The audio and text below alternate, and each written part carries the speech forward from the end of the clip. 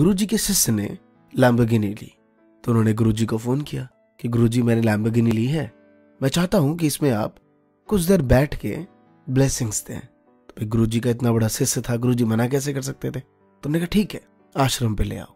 तो शिष्य आश्रम पे अपनी लैम्बोर्गिनी लेके पहुंचा। गुरुजी उसमें जैसे ही पीछे बैठने जा रहे थे तो शिष्य ने कहा नहीं गुरुजी आप आगे बैठेंगे। तो गुरुजी आगे बैठे गाड़ी के। उन्होंने कहा चलो चलते हैं। जैसे थोड़ी आगे गए तो एक रेड लाइट पे गाड़ी रुकी। तो बाहर गुरुजी के एक शिष्य ने देखा और गुरुजी से कहा गुरुजी अब आप भी। तो गुरुजी जितनी जद्दोजहद में शीशा डाउन करते, क्योंकि उनको बटन्स मालूम नहीं थे, डाउन करते और ये कहते कि भाई ये मेरी कार नहीं है, मेरे शिष्य की है, मैं इसमें बैठ के ब्लेसिंग्स देने आऊं, तब तक गाड़ी आगे निकल जाती। तो गुरुजी का मूड ऑफ हो गया कि उनके एक शिष्य को गलतफहमी हो गई कि भाई गुरुजी लैम्बोर्गिनी में घूमते। फिर थोड़ा आगे चले, फिर एक शिष्य ने देखा, फिर उस शिष्य ने कहा कि गुरुजी अब आप भी। तो गुरुजी ने कहा भाई यार ये मेरी कार नहीं है, ये मेरे शिष्य की है, मैं इसमें बैठ के सिर्फ और सिर्फ ब्लेसिंग्स देने आया हूँ। जब तक वो शीशा खुलता गुरुजी आगे चले जाते। अब गुरुजी इसी जद्दोजहद में जाते जाते 10-12 किलोमीटर पहुंचे। गुरुजी ने कहा बस रुको, भाई बहुत हो गई ब्लेसिंग्स, अब चलते हैं। शिष्य ने कहा ठीक है गुरुजी अब चलते हैं, मैं आपको आश्रम छोड़ दूं। गुरुजी ने कहा हाँ भाई चलो। फिर रास्ते में आ रहे थे, फिर रास्ते में एक दो मिले। गुरुजी कैसे भी करके आश्रम पहुंचे। वो उतरे और गाड़ी लेके उनके शिष्य चले गए। दोस्तों यहाँ पे मेरा सवाल है आपसे, क्या गुरुजी की ब्लेसिंग्स उनके शिष्य को मिली? आई एम श्योर आप भी नहीं कहेंगे मेरी तरह, नहीं मिली।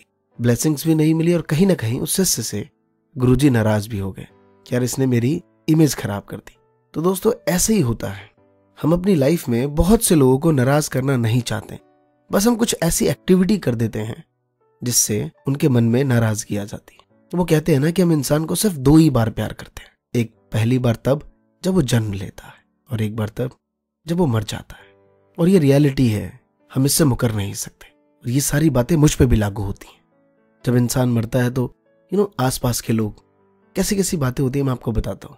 कहते शर्मा जी आते हैं, कहते हैं यार बड़े ही नेक दिल इंसान थे, कल ही मिले थे मुझे चौक पे, मैंने तो देखा भी नहीं उनको, उन्होंने अपनी गाड़ी एकदम से मेरे सामने आके रोकी, बोले अरे आप आइए बैठिए, कहाँ चलेंगे, पैदल साथ चल लेते, बड़े नेक दिल थे यार। फिर उधर से गुप्ता जी आते हैं, तो कहते हैं हाँ मुझे भी मिले थे चौक पे, मैं जा रहा था चाय पी रहे थे, बोले कहाँ जा रहे, आइए चाय पीते हैं साथ में बैठ के। चाय भी थी कल उन्होंने मेरे साथ। बड़े नेक दिल थे यार, कॉलोनी में सबका ध्यान रखते थे, किसी का बुरा हो जाए नहीं, बड़ा ही नेक दिल थे यार। भाई अच्छे इंसान को भगवान जल्दी बुला लेता है, दुनिया की रीत है। ऐसी ऐसी बातें कुछ वहां पे चल रही होती।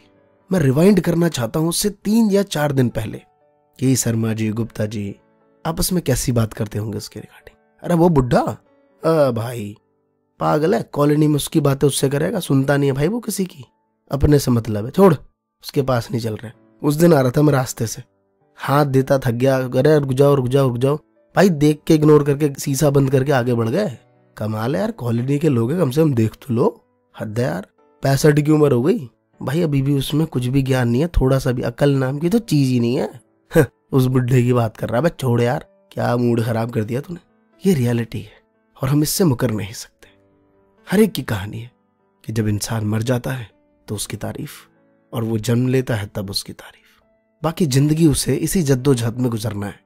तो किसी ने कहा भी है, पूरी जिंदगी ये सोच के निकाल दी कि क्या कहेंगे 4 लोग, और मरने के बाद पता चला कि राम नाम सत्य है।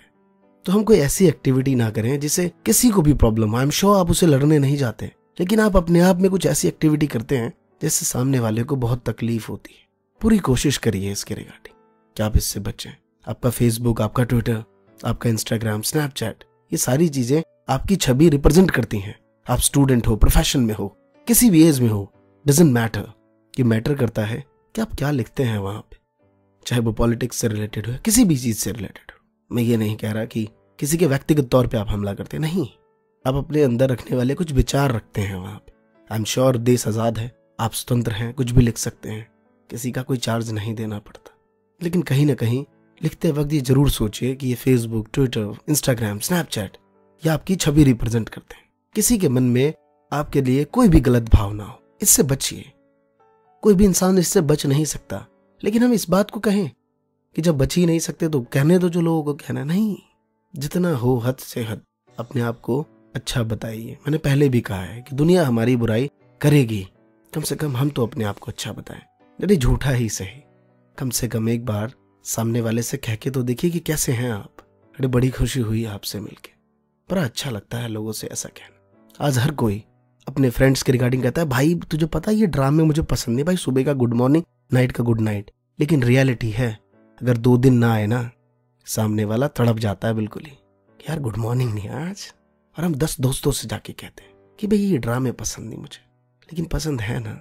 और किसी ने क्या खूब लिखा है, रहनुमाओं की अदाओं पर फिदा है ये दुनिया, इस बहकती दुनिया को संभालो यारो। और ये बात नहीं थी कहने की, और मैंने कह दी, तो अब कहने की सजा भी दे दो यारो। और लास्ट में दादी की कही वो फिर